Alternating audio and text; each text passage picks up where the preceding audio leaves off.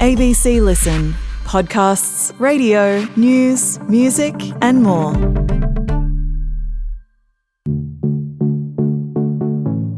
Hey, Jules and Jez here. Join us as we unpack the news of the week on Not Stupid. Greenland is depicted the same size as Africa, but Africa is 14 times the size. A lot bigger than the Mercator map shows. And I wonder if Donald Trump knows that Greenland is not that big. You can find Not Stupid on the ABC Listen app.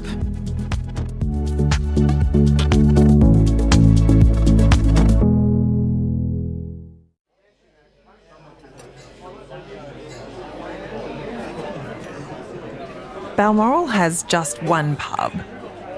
It's called the Western Hotel and it sits on the corner of the town's main intersection. It was the social hub of Balmoral. All the old farmers would come in, have a meal and then come in the bar and sit down, have a few beers and have a talk. Leading Senior Constable Jeff Barcham is in charge of the town's one-member police station.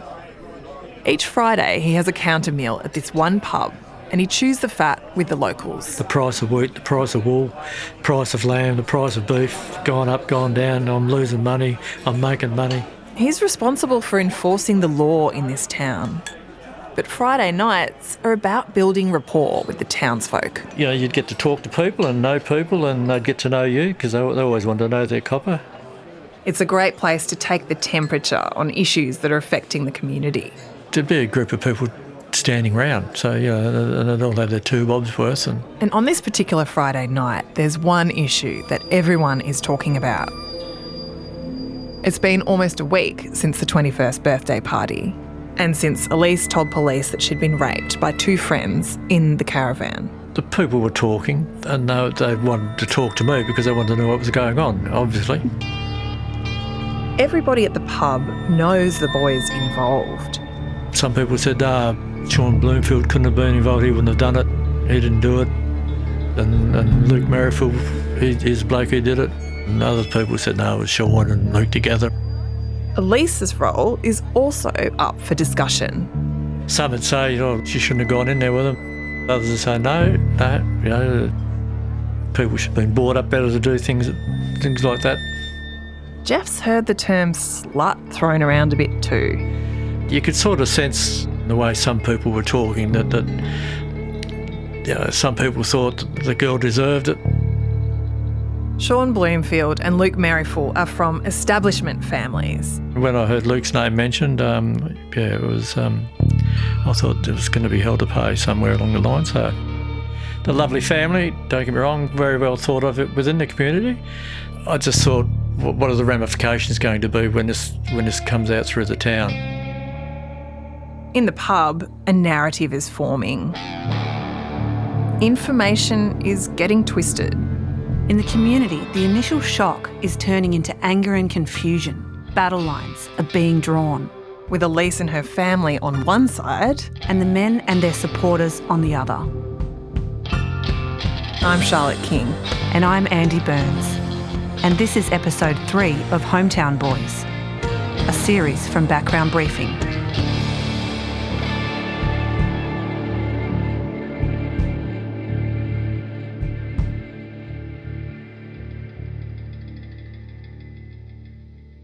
Jeff Barcham has moved his entire family here to Balmoral for this posting as the only cop in town.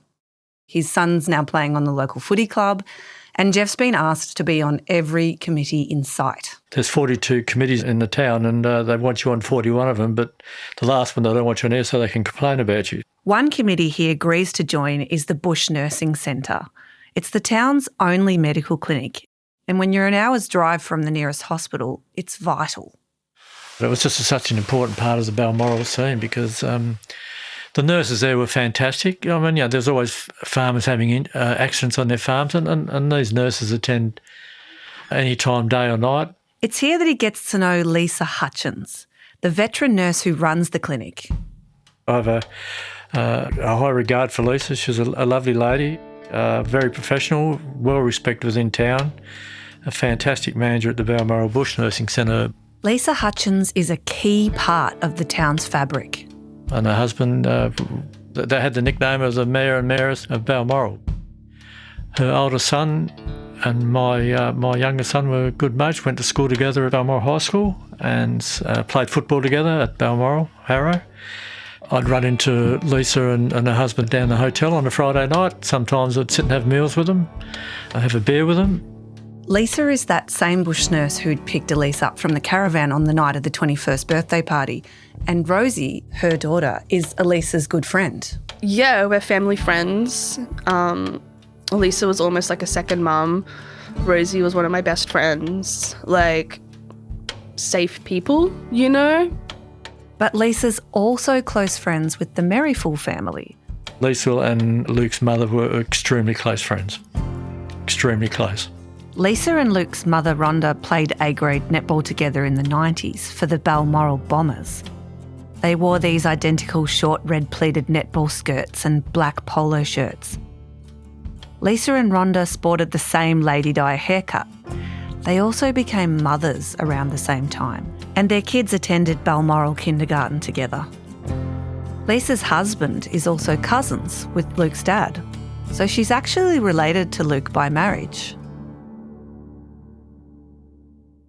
About a week after the 21st birthday party, Lisa Hutchins is doing her rounds in the community, and one of those is a visit to the Merrifield house.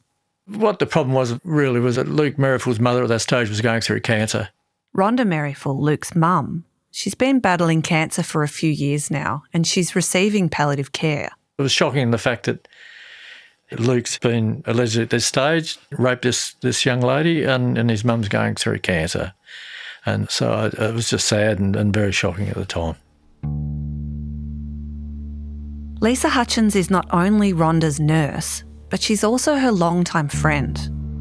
And when she visits her that day, Luke's mum opens up to her. She's worried about her son, who's now facing very serious allegations. She's really concerned about his mental health, and she asks Lisa to check on him. And Lisa does what's asked of her. She asks Luke how he's travelling and what his understanding is of what happened. This is the first time Lisa gets to hear Luke's version of events. Luke tells her that the sex he had with Elise inside the caravan was consensual, that he was very surprised by the allegations. The same week, Lisa also does a welfare check on Sean, and he tells her the same thing, that he thought Elise was into it. Lisa is on the front line, dealing with the community fallout, but she's now heard two opposing versions of what happened in the caravan. The boys are calling it sex. Elise is calling it rape.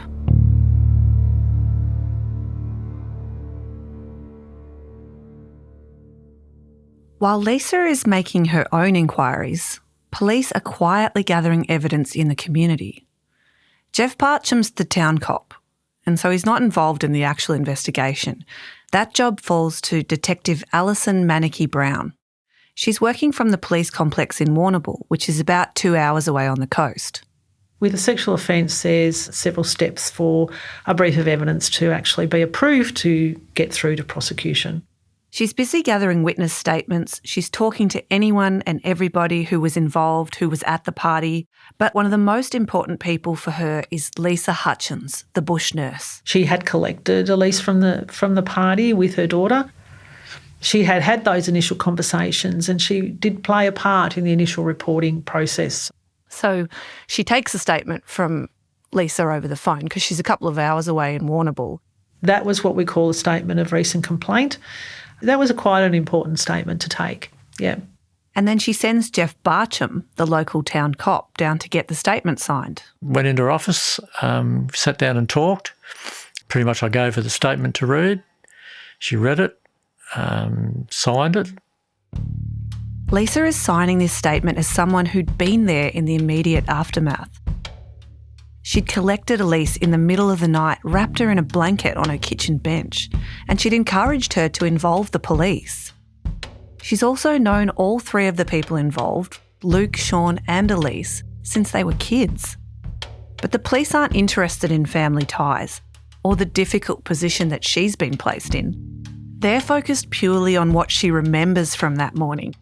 Things like she remembers that Elise was really upset, that she was crying when she picked her up from the caravan, and that critically, she told Lisa that she'd been raped and that it was Luke and Sean who had raped her. I witnessed her signature and then we sat down to have a chat. And Jeff remembers her saying something important. She didn't think Luke was guilty of it, that he wouldn't have done it. So Lisa's kind of doing two things at once. She signs the statement, which confirms that Elise said she was raped, that it was Luke and Sean, and that she didn't want it to happen. But in the same breath, Lisa's telling the community police officer that she didn't think Luke could have done it. I walked out of there sort of shaking my head thinking, with all what's happened, and I just couldn't see how she thought he didn't do it. Despite Lisa's private misgivings, she never asks Jeffrey to change her statement. No stage did she come to me and say, I want to change my statement. And she signs the original document, as is. When she read it and signed it. And as I said, I witnessed the statement and I walked out with my copy and I sent it off back to the Hamilton Police. Lisa Hutchins declined an interview with us, but she did send a detailed response to written questions, which we'll refer to throughout this podcast. She told us this conversation took place on a busy clinic day and that she was just sharing initial thoughts. Lisa wrote, "I didn't ask for any of this in my life and neither did my family. I was only interested in the truth and facts and relying on the court system to deliver a fair process." The day after, Lisa sends a text message to Elise's mum, Catherine. Catherine had asked for advice from the bush nurse about where to go to get psychological help for Elise. "Hope all's going well," Lisa writes. "Happy to chat with her if you think it will help." She sends a link to a Headspace youth mental health service in Geelong and signs off the message with, "Good luck." Lisa is worried about Elise. Elise and her family have been living in Balmoral for about a decade at this point, and the Hutchins are some of their closest friends. We thought we'd met really good people, so yeah, we felt like we'd found our spot. We seemed to enjoy it. Yeah, so yeah, it was good. For Catherine, Balmoral is home. She and her husband have been running sheep there on this big, beautiful farm. We'd done a few small renos to the house. We pretty much had it exactly how we wanted it. We were at the stage where we could probably slow down a bit and have a bit of a rest and enjoy the farm. On weekends, they take friends water skiing on the nearby reservoir. I'm not sure how many of our kids' friends learnt to ski behind our boat, you know, weekends out at the lake and stuff like that. It was a really nice time. But now, after the 21st party, everything has changed. A few people reach out. A neighbour drops in to see if Elise is okay. But for the most part, Catherine feels completely alone. From then on, we were, I don't know if we weren't welcome, but we were pretty much ostracised. And we may have done that to ourselves a little bit. We didn't want to go to the footy club. And so the Hutchins support means a lot, including to James, Elise's little brother. In Balmoral, their word matters. Like, they had a pretty high standing in the community. They were pretty well respected around the footy club. They were behind us, so I thought, we've got a bit of support here. But as the months go by, that support falls away. The worst part was seeing the relationships that my parents had with everyone sort of decaying away. It definitely had a profound effect on my family. Slowly, this ring of silence tightens around the family. I think we had some pretty strict instructions from the police on not saying anything and whatnot, so I just kept my head down and just let it all play out around me, I suppose, and focused on what I was doing. But that's not easy. James is kind of fed up this one night and he just decides, I'm going to head to the pub. I guess I was like, well, why should I miss out on going and having a beer with my mates? So he meets up with a couple of friends, including his best mate, Tom Hutchins, who's Lisa's youngest son. Despite the growing tension between their families, James and Tom are at this point still good mates. They're about 18 and they sit down at a table together in a group. As the night went on, sort of got confronted by Luke's dad. Luke's dad, his name's Peter Merrifield. He played footy for Balmoral too. And he's on the pub wall in one of these team photos.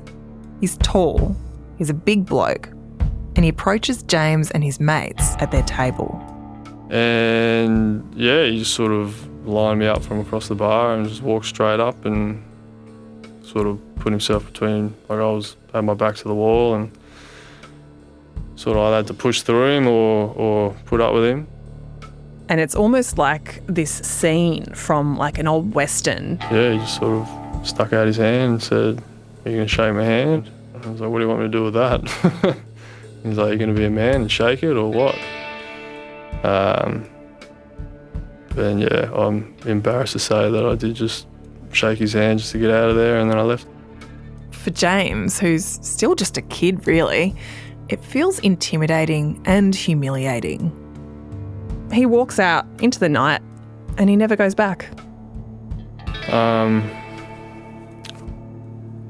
In a sense, I guess I felt pretty lonely because my best mate was there and he watched it happen.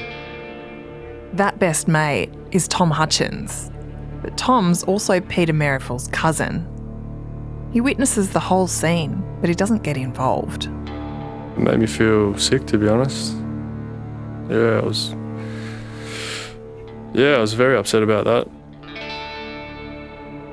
James's whole world is starting to close in on itself. So I just felt alone, and I felt like I'd let my sister and my family down, that's for sure. Allowing that to happen felt like, it made me pretty weak.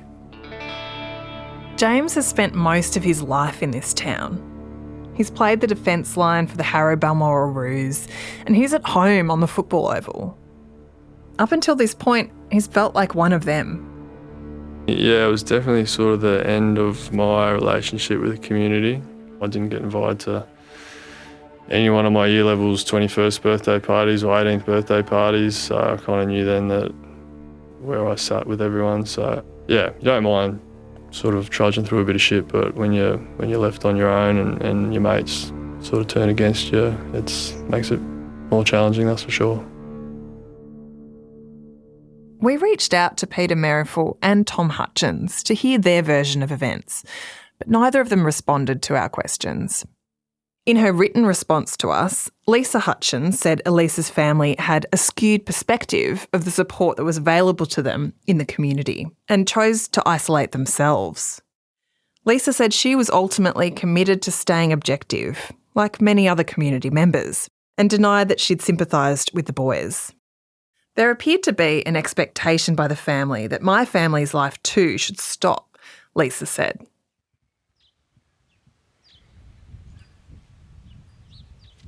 As Luke and Sean await the results of the police investigation, life in Balmoral appears to carry on as normal. Sean is living in Horsham and working there as a diesel mechanic on farm machinery. But he comes back to visit his family and he's seen around doing his camping and hunting and fishing. Luke is more visible in town. Each weekend, he plays footy for the Harrow Balmoral Roos. In August, they win an elimination final and he stands shoulder to shoulder with the teammates in the locker room. There's a video of him with everybody and they're all singing the big song, it's potent, like they're clearly, they've had this big win and he's right there in the thick of it. He's broken his collarbone, so he's got one arm he can't hold on to his teammates, but he's one of this team and there's no daylight between them. After that match, there's a post on Facebook from the club that basically lets everybody know that Luke has broken his collarbone and he won't be there to play the rest of the final series. And they wish him a speedy recovery in what has been a tough month. This is a life-changing time for Luke because his mum, Rhonda Merrifield, dies after a long battle with cancer. It's a really difficult time for everybody at the club, including Rhonda's longtime friend, Lisa Hutchins. Luke's mum was beloved in the community at large because she was a school teacher. She's somebody that's held in such high esteem that they actually create a trophy in her honour for the Club Player of the Year. They also have this big presentation night, and Luke and his dad and sister are there, dressed up to receive this posthumous life membership for her from the club. We've been told that when something bad happens, the football club are there for people. They're the ones that organise the casserole. They're the ones that show up for each other. Club members have told us that it was a very difficult time to turn away from the Merrifield family because they were going through this awful tragedy.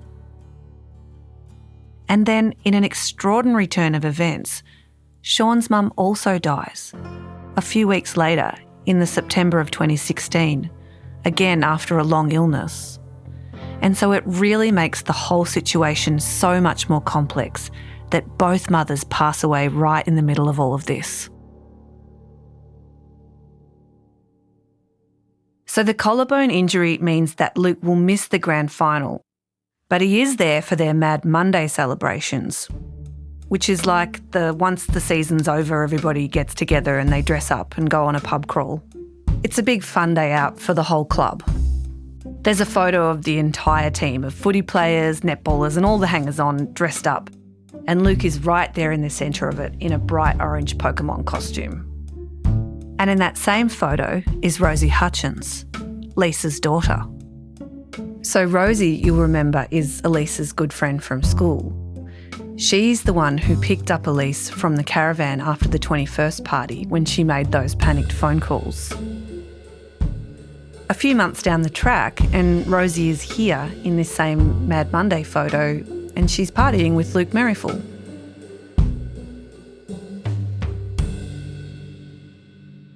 Rosie Hutchins declined an interview, but she did respond to written questions. She said what happened between Elise and Luke had nothing to do with her and that she had done nothing wrong by socialising with Luke. Balmoral is a small community with limited opportunity to socialise, she wrote. There should not have been an expectation for me to stay home and avoid contact with everyone for the years it took to finalise this case. Mr. Merrifield has always been and will always be a close friend of mine, regardless of what he has or has not done. That's what friends do. They support each other during difficult times. That might be how Rosie sees it. The picture looks very different to Elise. I was a bit like, they're going to protect their own. I'm not a sporty person. I'm not related to anyone. I'm an other. I'm an outsider, and they're going to exclude me. And it's exactly what they did. They banded together. She's spending a lot of time in bed. She's basically trudging through this university degree, which was really exciting to her at the start of the year, but now it's just becoming so difficult. Like a lot of things in her life, she's not functioning very well. Some weekends she comes home to Balmoral to see her family, and in this one moment of loneliness, she actually reaches out to a friend who she thinks is removed from all of this. I did reach out, so embarrassing, and I was like, I'm home for the weekend, do you want to hang out? I don't have any friends kind of left, and I'm home, home a couple of days kind of thing. And we organised, she was going to come around and have a barbecue, and I, made up a dinner, and I made a really nice cob loaf and made a fire and had it all ready, and she never showed up. Never really said why. But that was my last time trying. It was actually so depressing. My dad came out and ate it with me.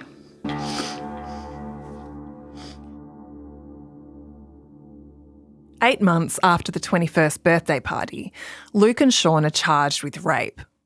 Sean is also charged with sexual assault. And this has an enormous effect on how the community interacts with the family.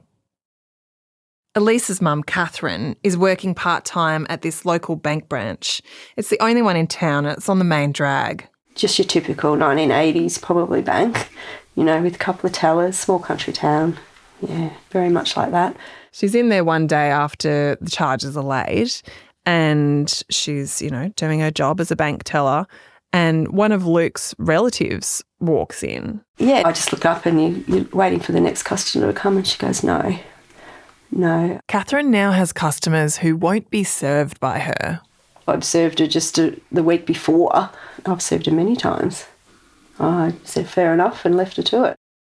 It makes sense for Catherine that the men's families are standing by them even after charges are laid. But she expects more from others in the town, including the football club.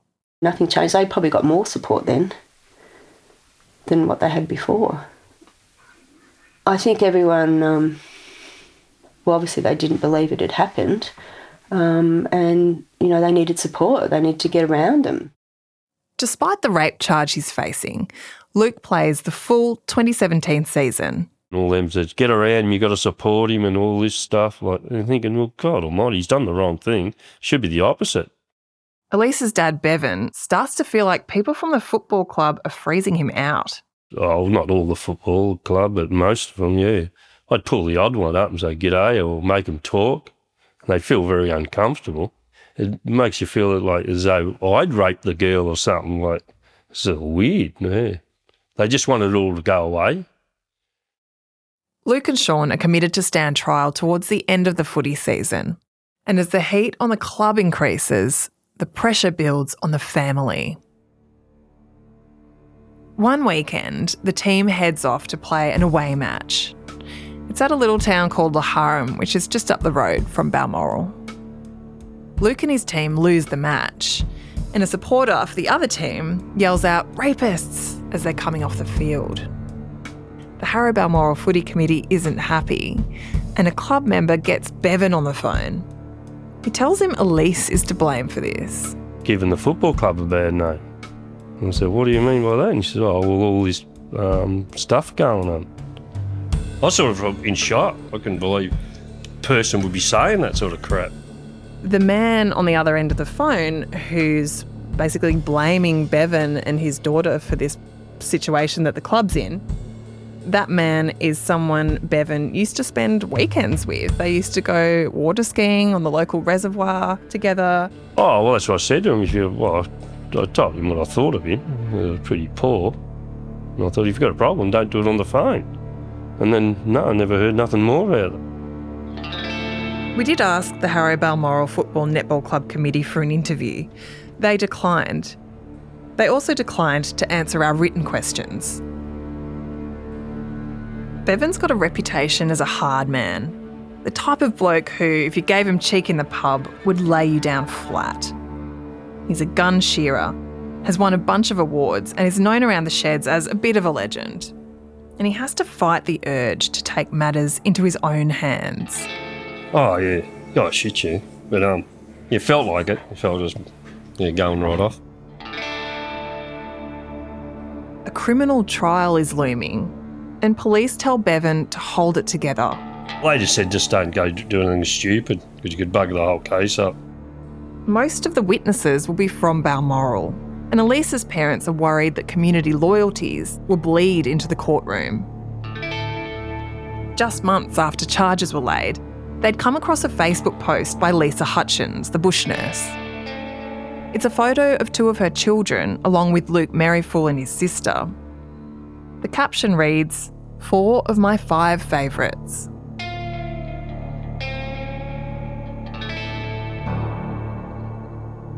In her written response to us, Lisa said the post was about highlighting that one of her children was missing from the photo and overseas.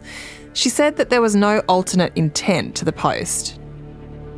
For Elise's parents, it's a public declaration of support for Luke.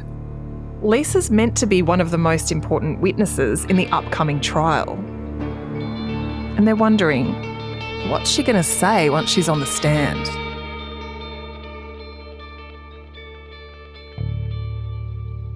Next time on Hometown Boys. Are you able to say whether or not she was crying?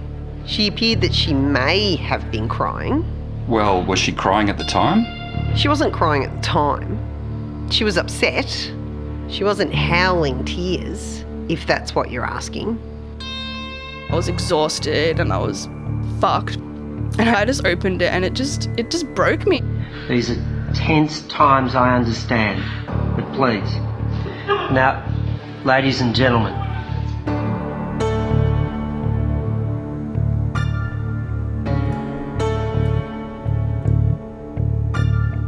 Background Briefing's sound producers are Lila Schunner and Ingrid Wagner. Sound engineering by Harvey O'Sullivan. Music composition by Emrys Cronin and Joshua Curtis. Fact-checking by Justine Landis-Hanley. Our rollout producer is Ben Sveen. The supervising producer is Max Chalmers. And the executive producer is Fanu Falali. I'm Charlotte King. And I'm Andy Burns. To hear more episodes, search for the Background Briefing podcast on the ABC Listen app. Thanks for listening.